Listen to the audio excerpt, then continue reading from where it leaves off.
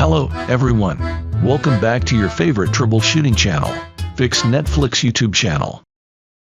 Today we will show you how to fix your Philips TV won't turn on, or Philips TV has no power or dead issue.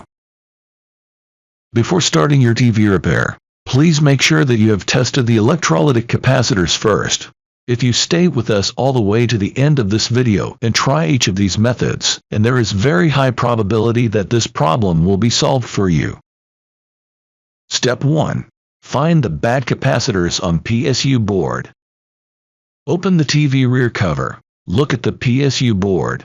On power board pictured above, I have indicated which capacitors you should be examining for signs of failure. These capacitors are aluminum electrolytic capacitors, and are the most likely cause of your problem. The capacitors with the green arrows are the most likely candidates for being bad, but the blue arrow are other capacitors to examine. If found any bulging vents or leaking capacitors, you need to replace it. Before going to the next step, if you found this video helpful, please give it a thumbs up and subscribe to our channel, Fix Netflix, for more helpful tech tips and tutorials. If you face any problems during this session, then don't hesitate to inform me on comment section. I will be happy to help you and answer your all queries as soon as possible.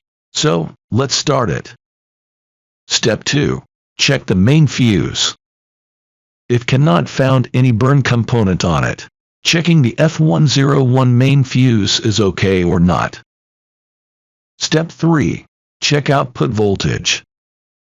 If fuse is okay, then check the output's voltage, power on the TV, and if no output's voltage of 5 volt, 12 volt, and 24 volt, we suspect the power factor correction PFC section is failure.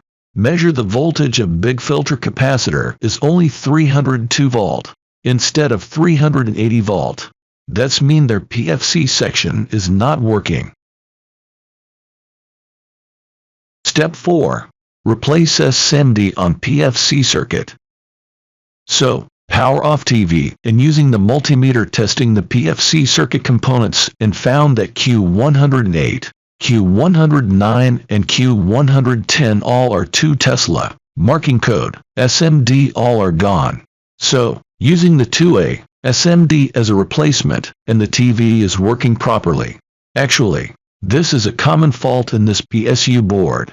If you face any problems or still have same experience, please leave a comments here. I will be happy to help you. If you found this video helpful, don't forget to give it a thumbs up and subscribe to our channel Fix Netflix for more tech tips and tutorials.